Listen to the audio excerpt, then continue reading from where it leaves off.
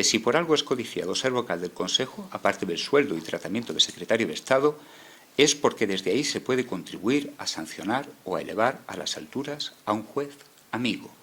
Esta cita ya es antigua, es del año 2010, pero he estado haciendo ahora un rastreo en prensa y hay algunas especialmente significativas del año 2013, coincidiendo con la renovación del Consejo, donde se viene a decir de una manera cruda y brutal que los miembros del Consejo son designados por los políticos. ¿Qué podemos pensar ante semejantes imputaciones? Pues yo me imagino que el Consejo General del Poder Judicial dirá simplemente que son falsas, o sea, que los ciudadanos tenemos que desarrollar nuestro espíritu crítico y que no podemos creernos todo lo que diga la prensa y a veces movida por centros de interés económico, político, que son enemigos del Consejo. Uno no puede asumir acríticamente todo lo que digan los medios de comunicación, aunque también es cierto que estos medios de comunicación suelen coincidir en este análisis desde todas las posiciones, desde todas las tendencias, tanto los medios más conservadores como los medios más progresistas. Yo me imagino que el Consejo dirá que esto es simplemente falso, que cuando hay que nombrar a un magistrado del Tribunal Supremo se tiene en cuenta únicamente su mérito y su capacidad, y que la ideología política, su posicionamiento en la proximidad a un grupo de poder u otro, no tiene ninguna influencia. Es que ni lo saben. Esa es la respuesta que dirán, o por lo menos la respuesta que yo deseo oír. Miren, porque en el caso de que efectivamente en nuestro país la provisión de los cargos discrecionales se hiciera con arreglo a estos criterios, estarían las bases del Estado de Derecho conmoviéndose, estaría carcomida toda la estructura de nuestro Estado democrático, porque el Tribunal Supremo es la Corte de Casación en el Reino de España, lo cual quiere decir que tiene la facultad de revocar las decisiones judiciales más importantes.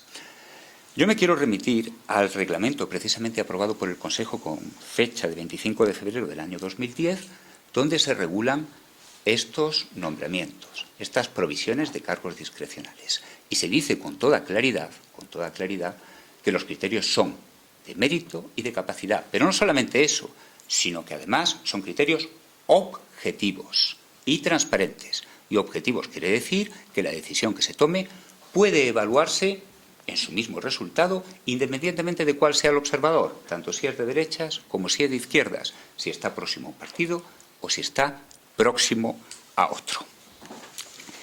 Bien, establecidas estas premisas, ¿qué tenemos que decir sobre los nombramientos del Consejo en los informes que nosotros hemos analizado? Resaltemos que son informes que no realizan un examen exhaustivo de todos los nombramientos, entre otras cosas porque carecemos de medios para ellos. Los ha llevado a cabo una comisión que pertenece a la plataforma. En algún caso es verdad que hemos recibido ayuda de juristas externos. La plataforma es una asociación abierta y además no tiene medios suficientes. Yo, por supuesto, les remito a esos informes que están colgados en nuestra página web. El problema, cuando nosotros examinamos el portal de transparencia del Consejo y los datos que nos suministra, es que no podemos disipar esa duda de que efectivamente los nombramientos no se deban a cuestiones políticas. Y ojo, esto es importante. No porque esto sea una crítica a la política de transparencia del Consejo, al contrario, es una política que merece todo elogio, todo respeto y que yo insisto por enésima vez en resaltar, en ponerla en valor. El problema es el sistema. El sistema es opaco en su estructura. Evidentemente esto es algo que la vocal de transparencia no puede remediar. Bastante hace ella suministrando la información. Pero es que lo que tienen que contar no es algo agradable de oír. Miren, como hemos dicho, de acuerdo con el reglamento, en teoría solamente habría que tener en cuenta el mérito y la capacidad. El reglamento desarrolla una serie de méritos específicos, una serie de méritos, unos son comunes, otros son específicos. Nosotros en la plataforma nos hemos permitido hacer una clasificación entre méritos fácilmente verificables y otros méritos que no lo son tanto. Méritos fácilmente verificables son aquellos que hacen referencia, por ejemplo, al número de años que se ha estado sirviendo en un determinado órgano, a los puestos que se han ocupado, etc. Otros, que son más difícilmente verificables, son aquellos que pueden referirse a la calidad de sus resoluciones jurídicas, a el programa que presenta para el órgano, evidentemente encierra un contenido de subjetividad que hace que su fiscalización sea mucho más difícil. ¿Y qué es lo que nosotros hemos descubierto? Pues que resulta determinante a la hora de la provisión del cargo precisamente esos méritos que son más difícilmente verificables o, por no decirlo de una manera cruda, aquellos méritos en los cuales puede haber un componente de arbitrariedad importante o al menos que por su elevado contenido de subjetividad son muy difíciles de controlar. Y se alimenta la desconfianza en el sistema. Hablamos de los titulares de prensa, podemos descalificar a la prensa en su conjunto, pero yo puedo hablar como juez y decir que la sensación que hay en la carrera judicial es la de que a determinados cargos se llega por la orientación ideológica que se tenga, porque se sea de una u otra asociación o porque se sepa de antemano que este juez está inclinado hacia la derecha o hacia la izquierda. Se dirá, es una percepción absolutamente injusta, no tiene nada que ver, lo desconocemos. En el Consejo jamás hablamos de esto. Perfecto, yo quiero creer que es así, pero esa percepción existe y deberíamos hacer un esfuerzo por eliminarla. ¿Qué podríamos hacer? Pues miren, es una cosa muy sencilla, muy complicada, todo depende de lo que queramos. Insistir en la objetivación de los nombramientos y en que en estos méritos que hemos calificado de fácilmente verificables cada vez tengan mayor peso. La plataforma ya publicó una serie de indicaciones, de directrices que apuntaban en ese sentido, que no eran nada más que un borrador, por supuesto, y no descartamos, pues, incluso elaborar a nivel estrictamente doctrinal una propuesta de borrador que haríamos llegar al Consejo General del Poder Judicial y que estoy seguro de que sería muy bien acogida.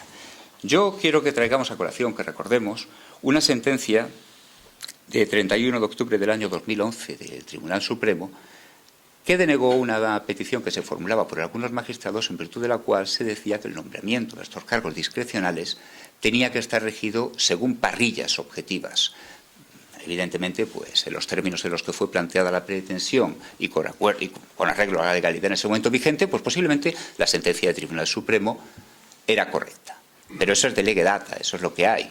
Nada nos impide luchar de lege ferenda y promover un sistema en el cual el nombramiento de estos cargos se haga mediante parrillas objetivas. Es una propuesta que hacemos y la hacemos de verdad, sin ninguna malicia. Creemos que el Consejo sería el primer beneficiado si se pusiera a salvo de estas críticas, porque siempre existe la sospecha de que el nombramiento pueda obedecer a motivos ideológicos. Si hay nombramientos ideológicos, si efectivamente esto que dice el diario El País es cierto, es porque algunos jueces se prestan a ello. ¿Y por qué entran en el juego?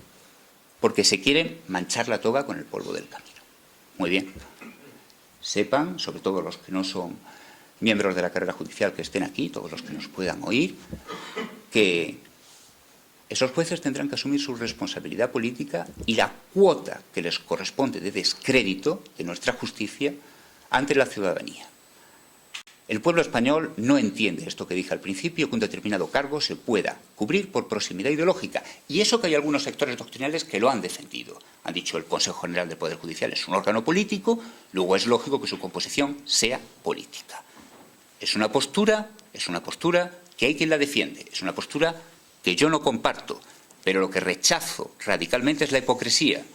Es decir, nos guiamos por criterios objetivos de mérito y capacidad, pero luego, en la práctica, bajo cuerda, utilizamos criterios ideológicos.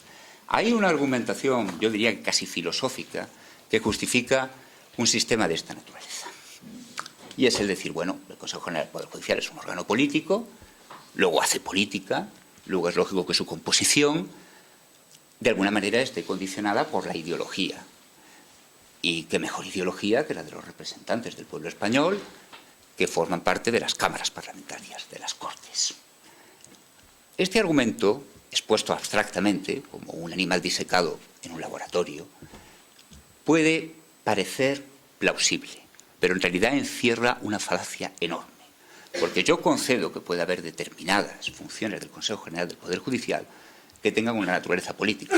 No sé, por ejemplo, asignación de gastos, publicación de determinados reglamentos, etc. Pero deben ustedes saber que el Consejo General del Poder Judicial elige a los miembros del Tribunal Supremo, que, insisto, es la Corte de Casación en el Reino de España, instruye los expedientes disciplinarios, está encargado de la inspección de los tribunales y decide cuestiones que afectan a la vida profesional de nuestros jueces. De tal manera que si a mí me van a inspeccionar y me deben sancionar, deberá hacerlo únicamente si yo efectivamente he incurrido en alguna sanción administrativa, si soy acreedor de un reproche legal. Y eso es algo que no tiene nada que ver con la derecha, con la izquierda, con la progresía o con el conservadurismo. Es una auténtica falacia defender la naturaleza política del Consejo y al mismo tiempo afirmar que debe tener competencias de naturaleza jurídica. Con esto ya termino. Insisto en la tremenda gravedad de las acusaciones que se vierten por determinados sectores, por la mayoría de los sectores de la opinión pública de nuestro país contra el Consejo. Hago votos porque sean falsas. Y le pido al Consejo que nos convenza de ello. Que nos convenza no con palabras, sino con hechos. E insisto porque estamos deseando de que nos convenzan. Nuestra intención no es criticar, es colaborar. Insisto, estamos deseando de que nos convenzan. Muchas gracias.